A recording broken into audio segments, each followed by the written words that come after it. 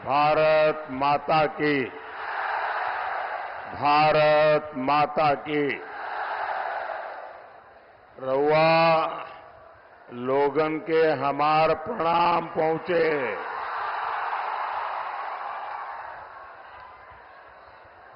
चंपारण की ये धरती प्रेरणा की धरती है।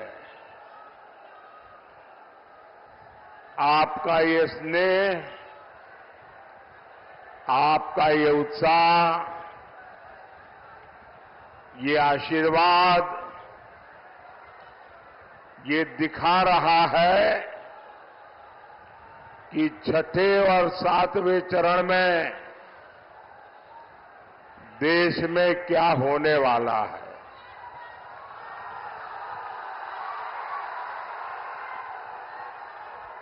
अभी कल ही पहले 5 चरण का चुनाव पूरा हुआ है। पहले चरण में इंडी गठबंधन पस्त हो गया था। इसके बाद के चरणों में इंडी गठबंधन ध्वस्त हुआ और अब कल जो 5वां चरण हुआ, इंडी गठबंधन पूरी तरह परास्त हो चुका है।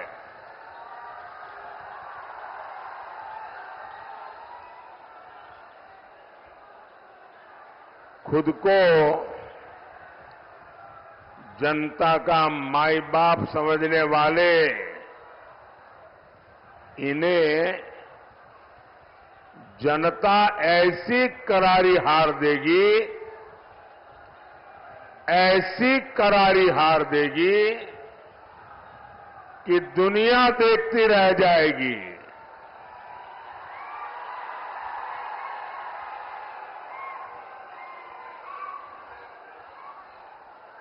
साथियों,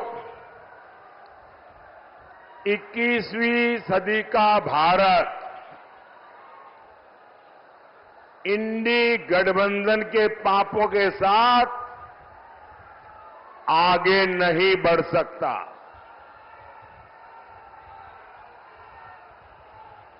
और इसलिए हर चुनाव में कांग्रेस, आरजेडी जैसे दलों पर जनता जोर का प्रहार कर रही है। 4 जून को इंडी वालों के इरादों पर सबसे बड़ा प्रहार होगा। ये प्रहार होगा देश में भ्रष्टाचार पर, ये प्रहार होगा तुष्टीकरण की राजनीति पर, ये प्रहार होगा टुकड़े टुकड़े गैंग पर, ये प्रहार होगा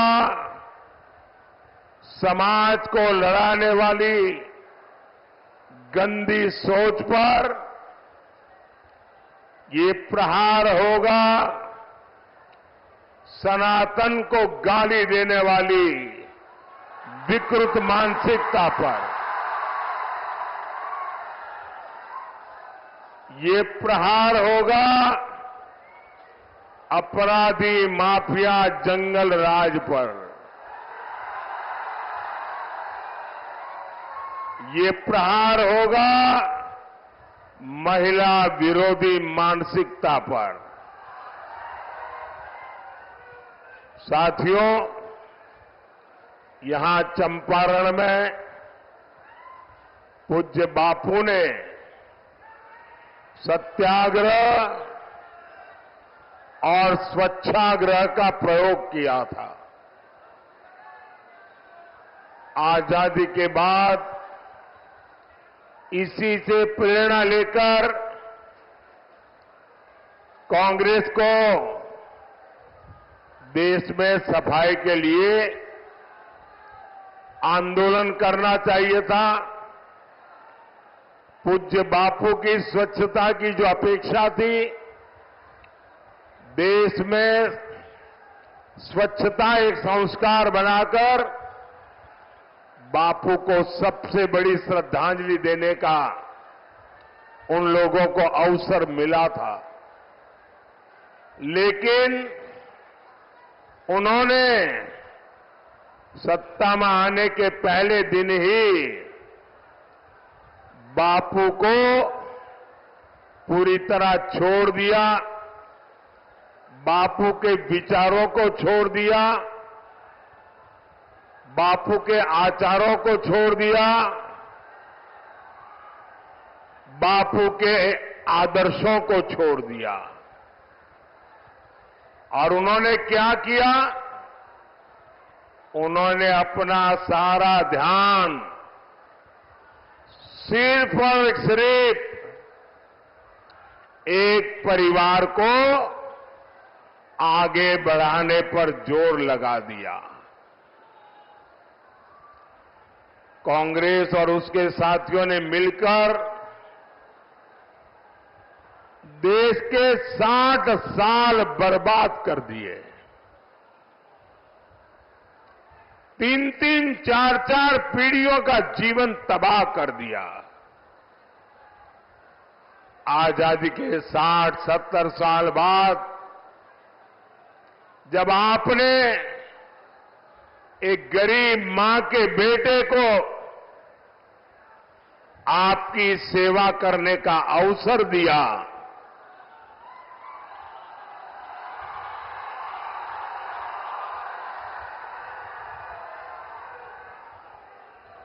और 60-70 साल बाद जब मोदी आया, तब घर घर शौचालय पहुंचा।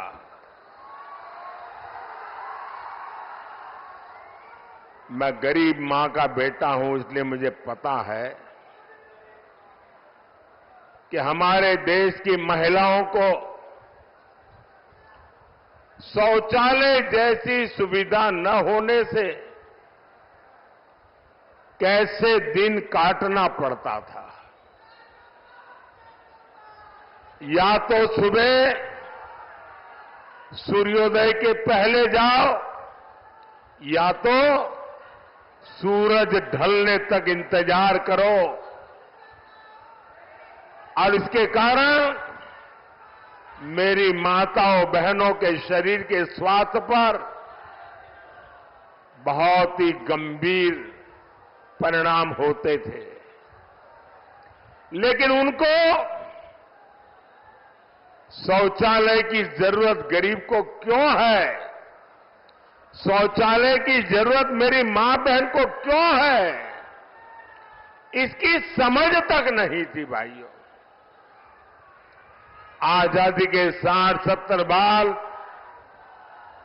जब मोदी आया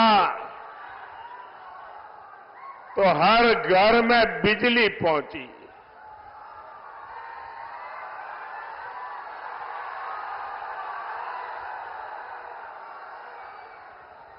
ये मोदी है जिसने हर घर में गैस पहुंचाने का बीड़ा उठाया। ये मोदी है जो हर घर तक नल से जल पहुंचाने के लिए दिन रात मेहनत कर रहा है। कांग्रेस और आरजेडी जैसे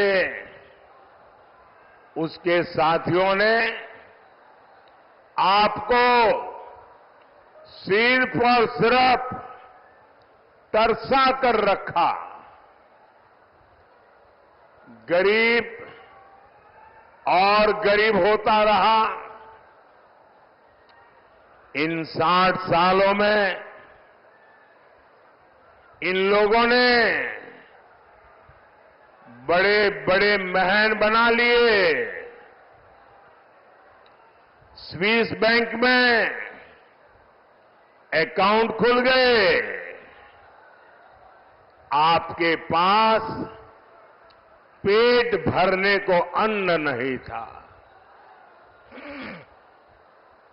लेकिन इन लोगों को तिजोरी में नोटों की गड्डियों, नोटों के पहाड़, उनकी अलमारियां नोटों से भरी रहती है। आपके बच्चों के पास पढ़ने के लिए स्कूल नहीं था, लेकिन इनके बच्चे विदेशों में जाकर पढ़ते रहे।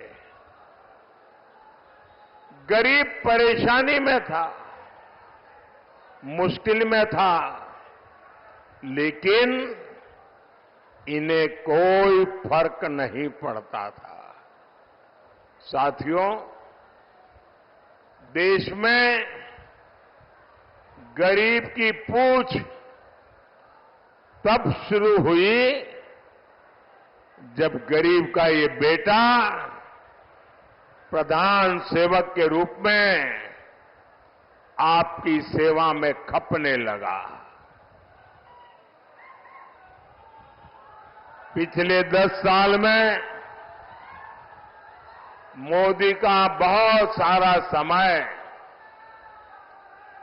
पिछली सरकारों के गड्ढे भरने में निकला है। जो काम 10 वर्षों में हुआ है, अब उससे ज्यादा काम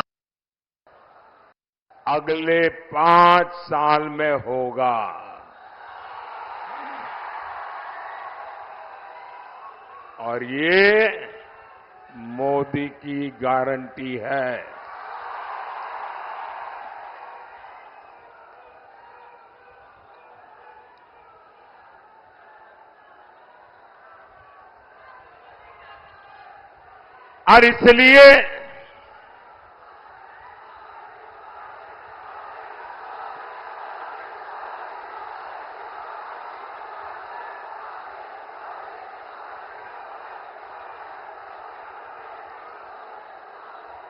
और इसलिए साथियों, मुझे केंद्र में एक बहुत मजबूत सरकार चाहिए।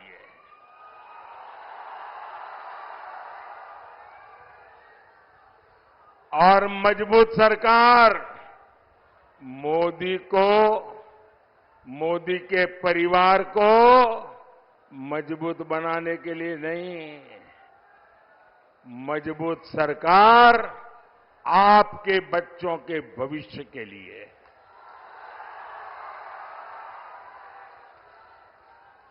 मजबूत सरकार आपके सपनों को पूरा करने के लिए। और इसलिए मैं आज पूज्य बापू की जन्मभूमि गुजरात से, पूज्य बापू की कर्मभूमि में आपसे आशीर्वाद मांगने आया हूं।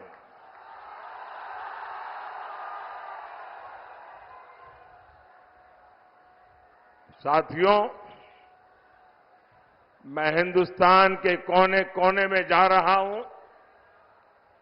जनता जनार्दन के दर्शन करने के लिए जा रहा हूं। 10 साल के मेरे काम का हिसाब देने जा रहा हूं। और जहां भी गया हूं, एक ही स्वर सुनाई दे रहा है।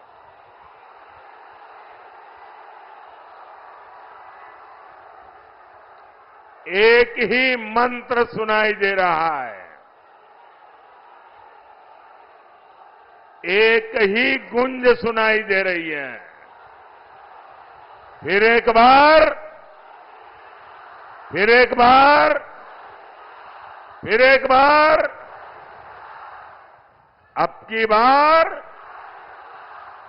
बार 4 जून, भाई और बहनों, जो लोग चांदी का चम्मच लेकर पैदा होते हैं, उन्हें पता नहीं होता मेहनत क्या होती है।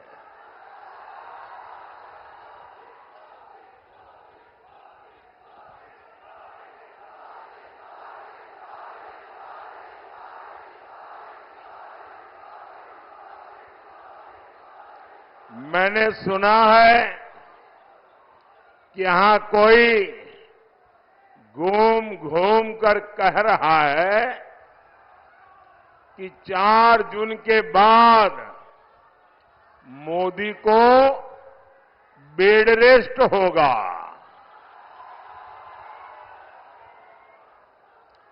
भाइयों बहनों, मैं तो परमात्मा से प्रार्थना करता हूं, मैं तो यही कामना करता हूं, मोदी तो क्या, देश के किसी भी नागरिक के जीवन में बेड रेस की नौबत नहीं आनी चाहिए।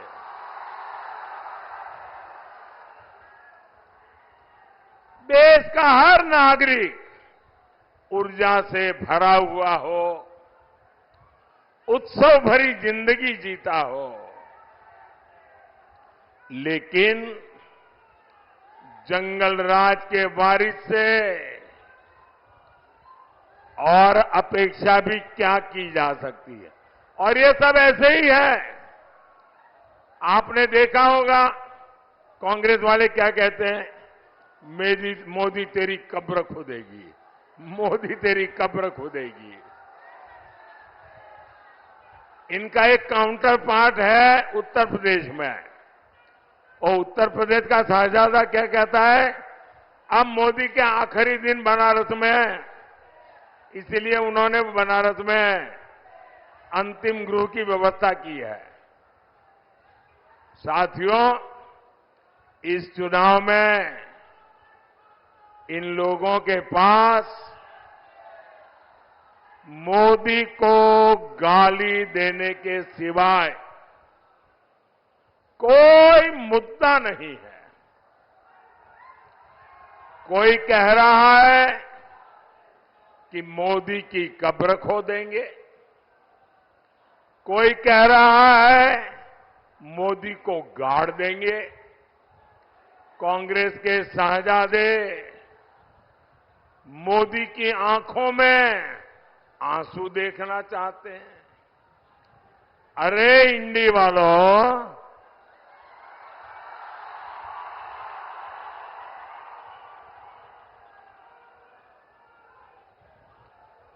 अपनी मनमानी से आपकी इच्छा से अब देश नहीं चलता। इंडी वालों की आंखों में भले ही मोदी खटकता हो, लेकिन देश के लिए, देश के दिल में मोदी है। हर दिल में मोदी है, और हर दिल एक ही बात कह रहा है, फिर एक बार, फिर एक बार, फिर एक बार। भाइयों और बहनों, 4 जून को हार सामने देख इंडी गठबंधन वालों की बौखलाहट बढ़ती जा रही है।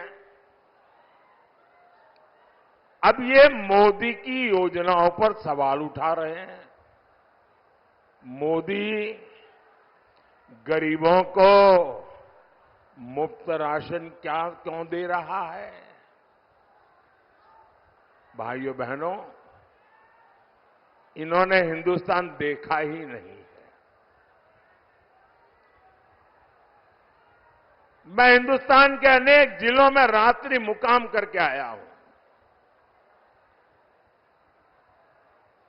मैंने हिंदुस्तान का कोना कोना छाना हुआ है और मैंने तय किया है कि गरीब के घर का चूल्हा कभी बुझने नहीं दूंगा।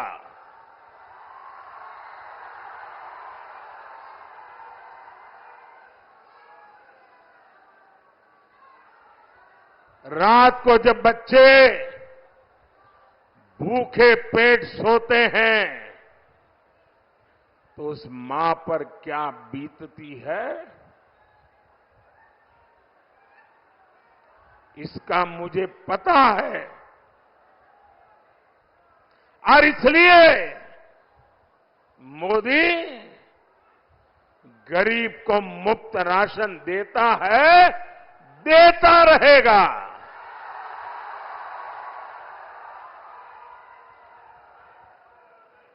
ये कहते हैं मोदी गरीब मां को पक्के घर क्यों दे रहा है, वो तो पीढ़ियों से ऐसे रहते ही थे भाई। मोदी गरीबों को मुफ्त इलाज की सुविधा क्यों दे रहा है? भाइयों बहनों, मैं जानता हूं गरीब के परिवार में, अरे मध्यम वर्ग के परिवार में जब कोई मां बहन बीमार हो जाती है तो परिवार के किसी को पता नहीं चलने देती कि उसे पीड़ा हो रही है, उसे दर्द हो रहा है। वो छिपाती है। क्यों? क्योंकि उसके मन में रहता है कि कहीं डॉक्टर के पास जाऊं और खर्चा बड़ा हो जाए और बच्चों पर कर्ज आ जाए तो मुझे ये नहीं करना है, मैं पीड़ा सह लूंगी, कुछ दिन में अपने आप ठीक हो जाएगा। और नहीं हुआ तो जिंदगी कितनी जीनी है। हमारे देश में माताएं बहनें बीमारी में दर्द सहती है, परिवार को भी बताती नहीं है। क्यों? क्योंकि कहीं बीमारी का खर्च बच्चों को कर्ज में डुबो न दे। मोदी हर मां की उस पीड़ा को जानता है। मोदी हर मां की उस भावना को समझता है और इसलिए मोदी ने तय किया कि अब मेरे देश की किसी मां बहन को दर्द छुपाने की जरूरत नहीं है। अस्पताल के बिल की चिंता मत करो मां, तुम्हारा एक बेटा दिल्ली में बैठा है।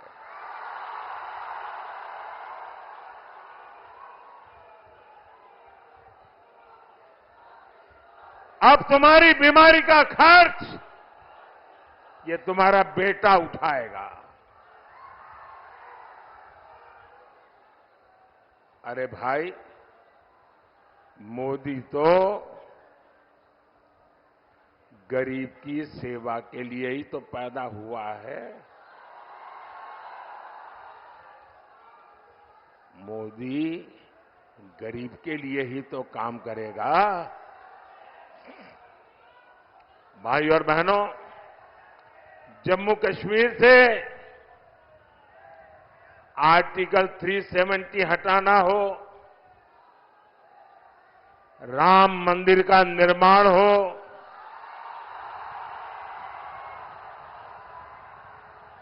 बोलो जय श्री राम।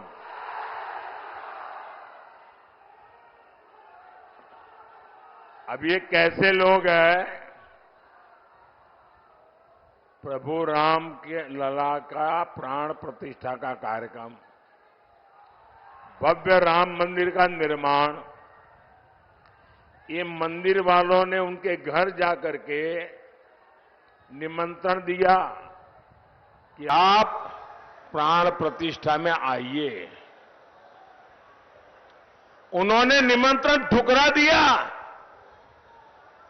राम लला के प्राण प्रतिष्ठा का निमंत्रण ठुकरा दिया। ये ऐसे लोग हैं कि एक इंसान जिस पर अदालत ने चोरी करने के गुनाह में सजा की है, जो जेल काट रहा है, बीमारी के कारण घर आने का अवसर मिला है, उसके घर जाकर के बढ़िया बढ़िया खाना पका करके खाने की फुर्सत है, लेकिन रामलला के हाथ जाने की फुर्सत नहीं है।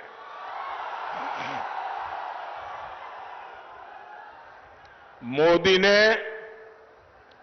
दशकों सदियों के मुद्दे खत्म किए हैं, समाधान दिए हैं। मोदी इन लोगों की तरह नहीं है जो गरीब के साथ विश्वासघात करे।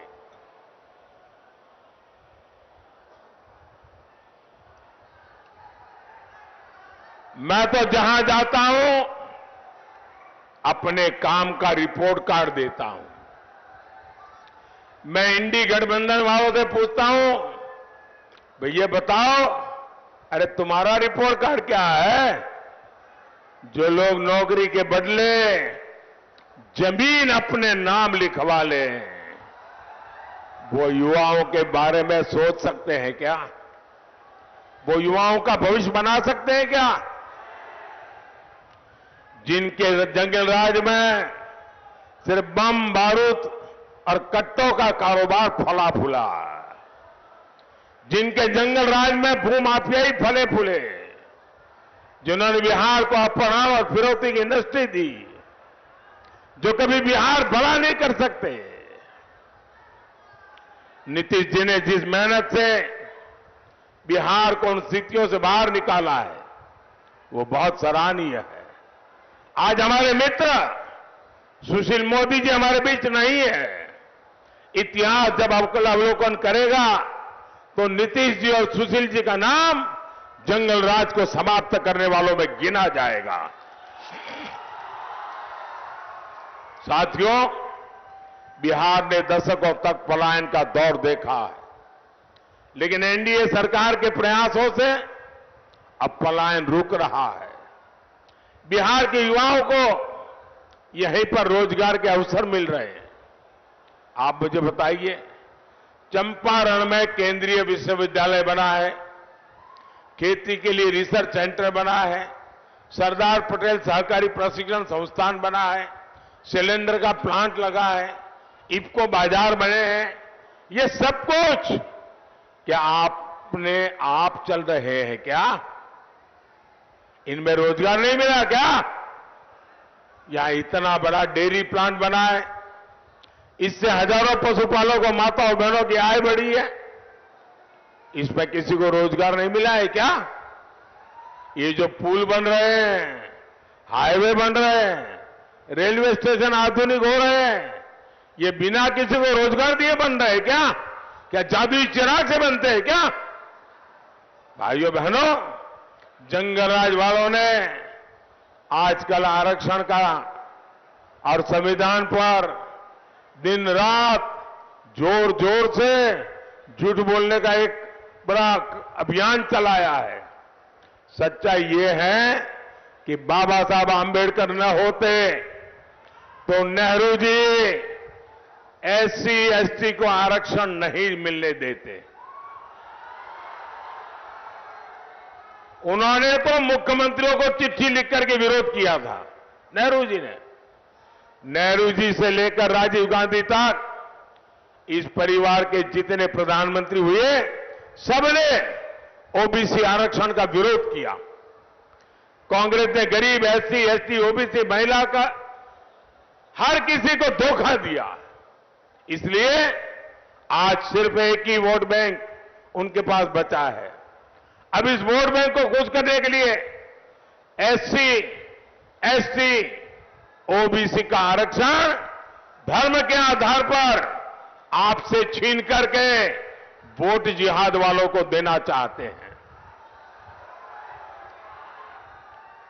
संविधान क्योंकि इसकी इजाजत नहीं देता, इसलिए ये संविधान बदलना चाहते हैं। साथियों, मोदी का ट्रैक रिकॉर्ड आपके सामने है। 10 साल में करीब करीब 400 सांसदों का समर्थन हमारे साथ रहा है। मोदी ने इसका उपयोग गरीब, दलित, पिछड़े, वंचित, उन्हें सशक्त करने के लिए किया है। एनडीए ने पहले दलित बेटे को और फिर हमारे देश की आदिवासी बेटी को संविधान का सर्वोच्च पद, राष्ट्रपति पद पर बिठाया। हमारी सरकार है जिसने पिछड़ा वर्ग आयोग को संवैधानिक दर्जा दिया। पहले केंद्रीय विद्यालय, नवोदय विद्यालय और सैनिक स्कूलों में ओबीसी आरक्षण नहीं था। मोदी सरकार ने ये आरक्षण लागू किया। मेडिकल पढ़ाई में भी केंद्रीय कोटे में पहली बार ओबीसी आरक्षण हमने लागू किया। एससी, एसटी, ओबीसी का हित अगर कहीं सबसे ज्यादा सुरक्षित है तो बीजेपी में है, एनडीए में है। साथियों, सामाजिक न्याय की ऐसी हर गारंटी को पूरा करने के लिए आपको केंद्र में मोदी की मजबूत सरकार बनानी है। घर घर जाएंगे, घर घर जाएंगे, ज्यादा से ज्यादा मतदान कराएंगे, हर पोलिंग बूथ जीतेंगे। देखिए, पूर्वी चंपारण से श्रीमान राधा मोहन जी, पश्चिमी चंपारण से संजय जायसवाल जी, वाल्मीकि नगर से सुनील कुमार जी, शिवहर से बहन लवली आनंद जी को भारी मतों से विजयी बनाना है। मेरा एक और काम करिएगा, करेंगे? जरा हाथ ऊपर करके बताइए, करेंगे? ऐसे नहीं, पूरी ताकत से बताइए, करेंगे? यहां से जाने के बाद ज्यादा से ज्यादा घरों में जाइए, ज्यादा से ज्यादा परिवार में जाइए और जाकर के कहिएगा कि मोदी जी आए थे, मोदी जी ने परिवार के सबको राम राम कहा है। मेरा राम राम कह दोगे? हर घर में मेरा राम राम पहुंचा दोगे? बोलिए भारत माता की, भारत माता की, भारत माता की। बहुत बहुत धन्यवाद।